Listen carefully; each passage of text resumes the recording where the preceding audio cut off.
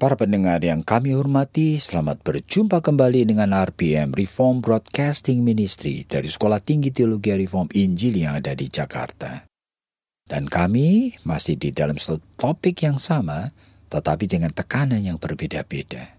Dan kami percaya bagi beberapa di antara kalian yang setia mengikuti akan siaran radio ini, tahu bahwa kita sedang membicarakan mengenai topik mengalami kehadiran Allah di dalam keluarga. Jadi kalian bisa mengevaluir diri sendiri, keluarga masing-masing. Apa betul Allah hadir di sana? Kalau Allah hadir, seharusnya ada dampaknya.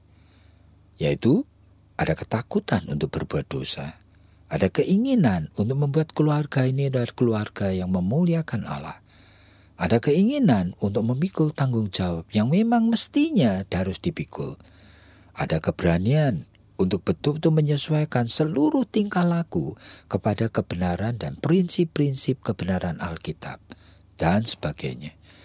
Dan kita sudah tahu bagaimana supaya Allah kehadirannya bisa dirasakan, itu ternyata membutuhkan sekali kelahiran baru dari orang-orang yang ada di sana. Membutuhkan sekali pertobatan, membutuhkan sekali kehidupan dalam kekudusan dan sebagainya. Bahkan kita sudah bicarakan membutuhkan suatu sistem yang kondusif. Dan sekarang untuk merangkum banyak hal bagian ini, seringkali kita sebut membutuhkan iman. Peran iman yang dewasa dan nyata. Oleh karena iman orang itu ternyata itu, ya iman kepada Tuhan yang sama, ternyata itu hidup di dalam jiwa manusia dengan struktur yang beda-beda. Jadi ada yang sebetulnya masih sangat sederhana sekali, yang taunya iman itu adalah cuma ya datang ke gereja, begitu aja. Meskipun tidak ada, dia itu masih belum punya kesadaran untuk mencari akan kebenaran firman Tuhan. Bahkan seleranya rohani itu masih tidak nampak. Tapi ada juga iman yang lebih lumayan, tetapi masih belum mencari Tuhan. Yang sebetulnya itu cuma menyukai. Jadi kalau ke gereja ya senang. Oleh karena apa? Ya di gereja itu barangkali suasananya dia sukai. Tapi sebetulnya bicara mengenai Tuhan dan firman-Nya, seleranya masih belum ada. Dia hanya suka akan sosialnya. Dia suka bertemu teman-temannya. Dia suka melihat akan mendengar paduan suara. Dia suka suasana gereja oleh karena megah, bersih, dingin, enak sekali.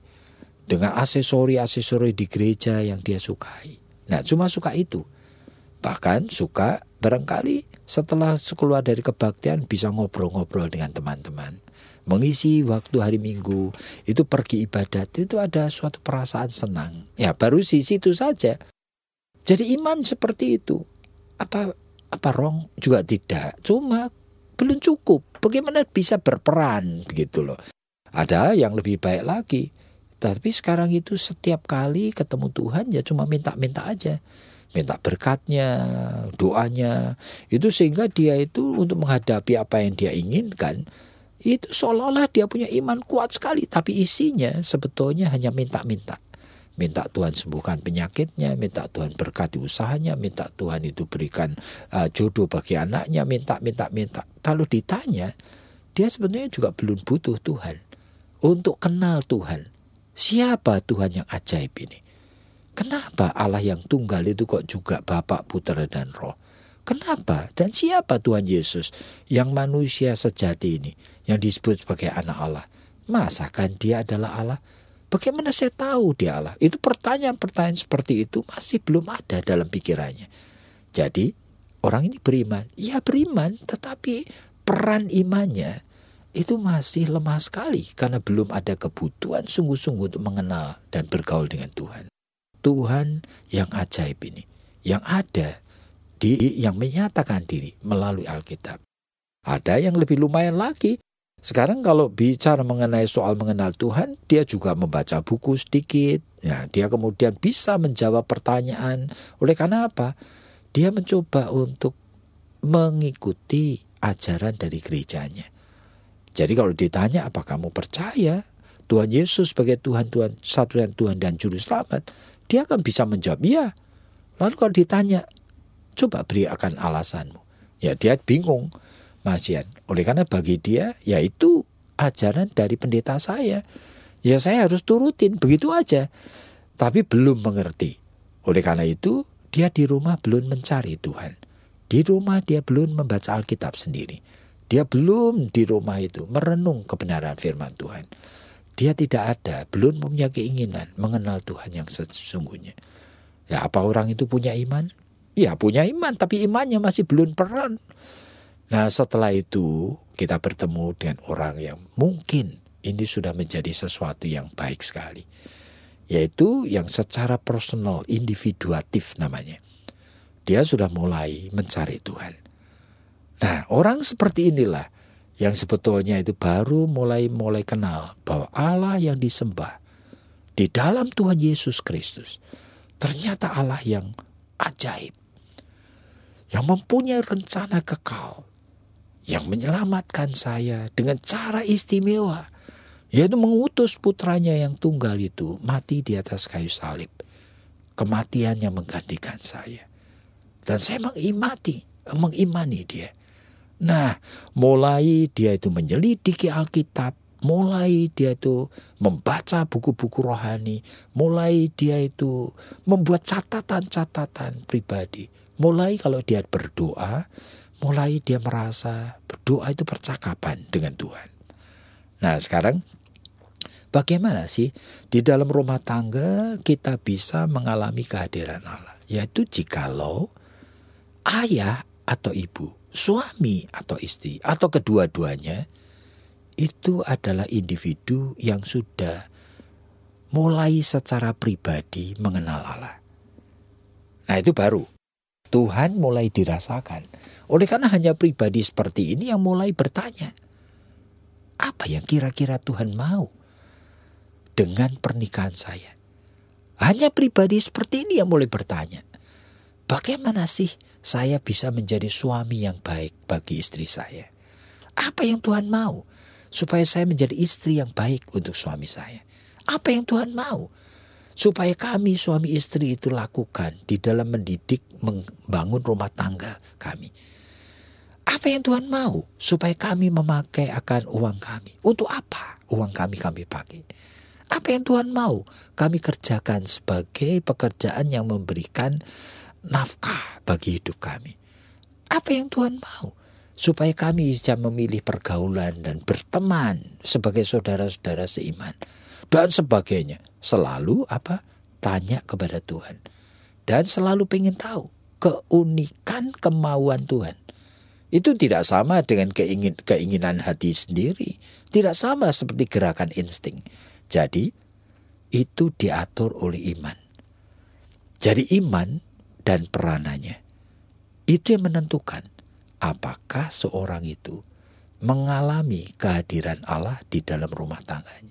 Yaitu jikalau orang tersebut sudah mulai bergaul, sudah mulai mengenal Tuhan secara pribadi. Jadi kita akan dengar apa yang Ibu Esther mau katakan. Karena ini sangat penting sekali. Di mana banyak keluarga sebetulnya hanya Kristen KTP. Nah, kalau Kristen KTP itu sebetulnya tidak secara pribadi kenal dan mencari Tuhan. Nah, kalau tidak secara pribadi kenal dan mencari Tuhan, tidak ada pertanyaan apa-apa dalam hidup ini yang ingin dipertanggungjawabkan kepada Tuhan. Ya Pak, sebetulnya sangat menarik sekali ya. Oleh karena tadi Bapak mengatakan bahwa peran daripada iman yang dewasa itu sebetulnya nyata sekali di dalam kehidupan keluarga Kristen. Tapi kan kenyataannya bahwa banyak orang atau banyak suami istri itu kan tidak menyadari akan peran daripada imannya ini.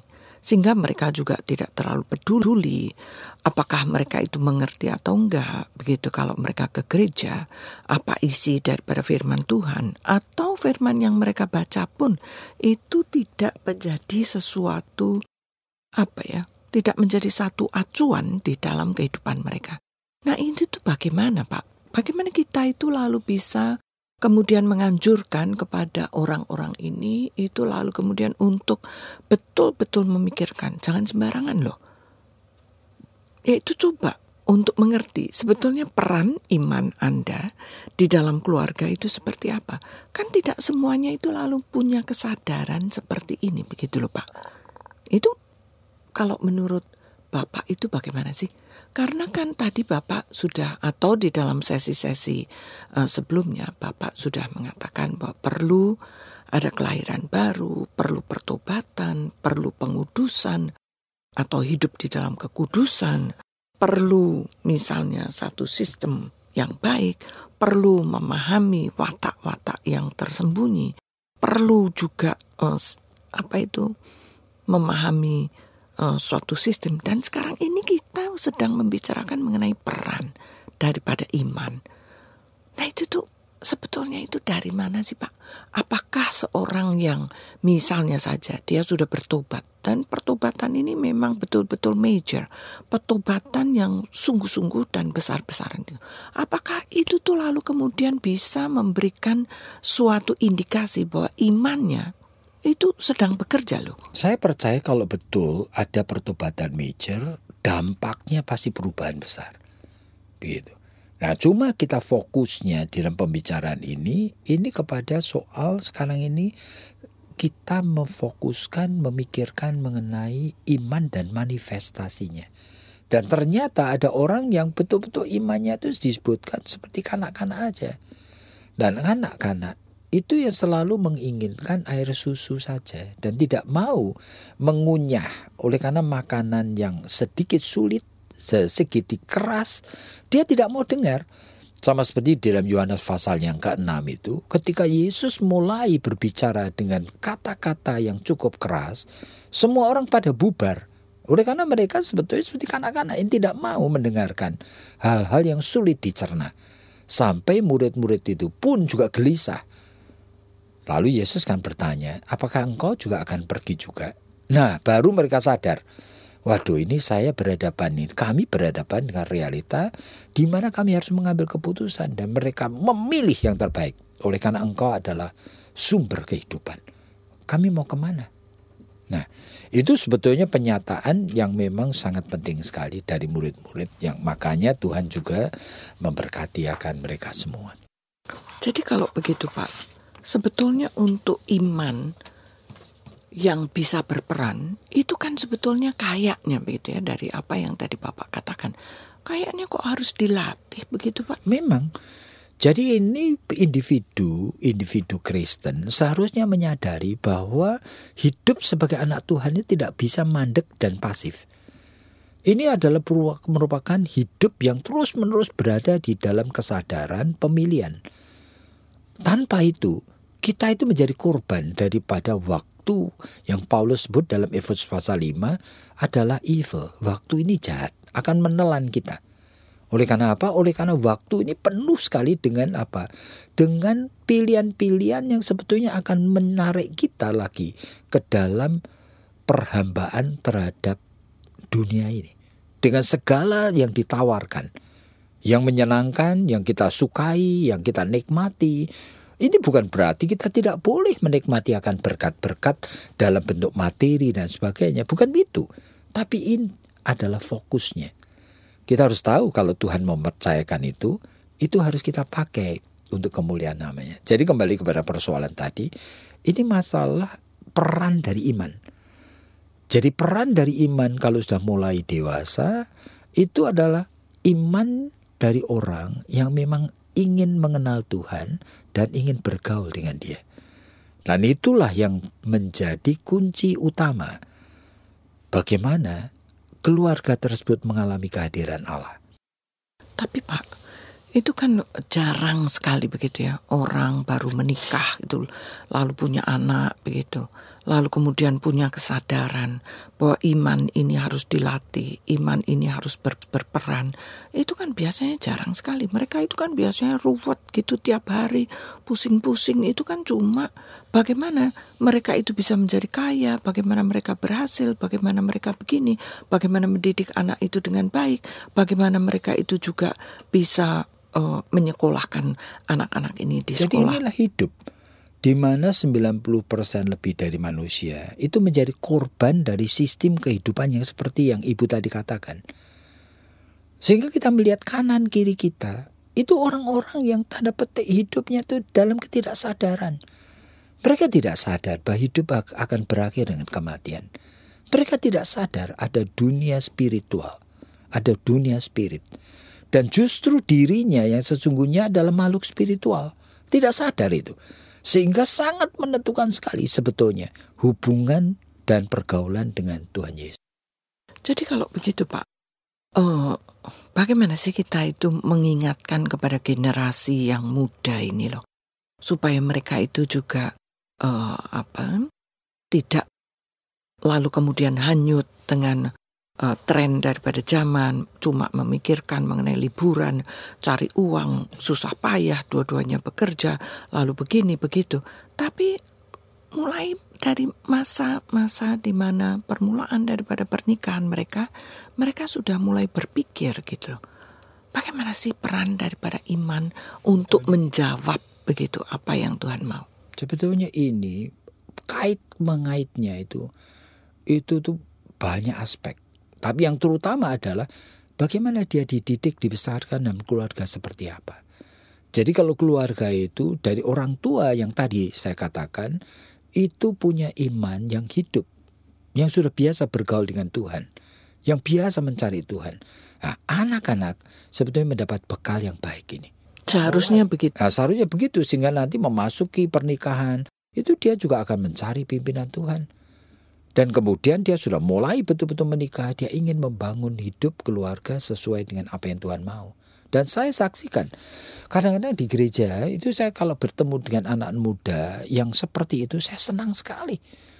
Yang baru menikah dan ternyata ada yang anaknya masih kecil sekali sudah mulai bertanya-tanya mengenai bagaimana supaya hidup ini bisa dibangunkan sesuai dengan kehendak Tuhan. Waduh, saya kadang-kadang sangat bersuka cita sekali. Oleh karena apa? Bertemu dengan yang couple yang seperti ini. Jadi berarti mereka itu punya bekal yang cukup baik dan lingkungan yang ternyata baik. Dan ini lingkungannya itu adalah bahwa gereja itu gereja yang cukup sehat. Dan kebetulan mereka berdua itu kemudian itu terjamah oleh kebaikan itu. Jadi para pendengar yang kami hormati, fokus kali ini adalah mengenai sistem di dalam kehidupan ini. Dan sistem itu berkaitan dengan peran dari iman tadi. Sehingga pada saat kita membicarakannya, bagaimana sebetulnya mengalami kehadiran Allah dalam keluarga, yaitu jika iman itu berperan. Minimal orang tersebut itu secara personal dan individuatif mulai mencari Tuhan dan bergaul dengan dia. Jadi saudara, ini adalah secret of life. Jadi kalau Anda itu mempunyai kesadaran sekarang, saya bukan hanya menawar-nawarkan sesuatu, tetapi saya percaya sekali orang yang mulai menyadari akan mulai melihat betapa pentingnya ikut ambil bagian dalam pekerjaan Tuhan. Oleh karena 90% manusia sebenarnya tidak sadar. Dan mereka membutuhkan orang-orang yang bisa mencelikkan mata rohani mereka, menolong mereka. Nah, kami punya berbagai macam program dan bisa ikut tes masuk pada bulan Mei, bulan Juli untuk menjadi mahasiswa-mahasiswi di STTRI di Jakarta. Nah, silakan hubungin nomor telepon 799 0357. 799 0357. Kiranya Tuhan memberkati Anda.